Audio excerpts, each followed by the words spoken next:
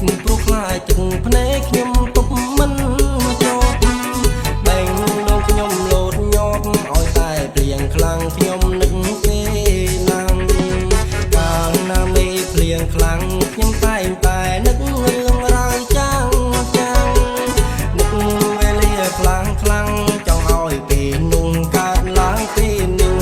ខ្ញុំនៅតែមិនយល់ហេតុអ្វីស្មងគេម្លែងមនុស្សពីសែង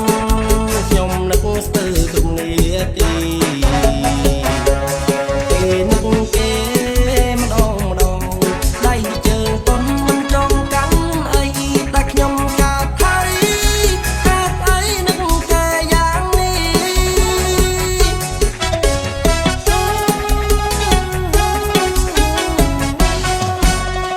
សងគំថាចិត្តគេនៅតែស្មងស្នេហ៍មិន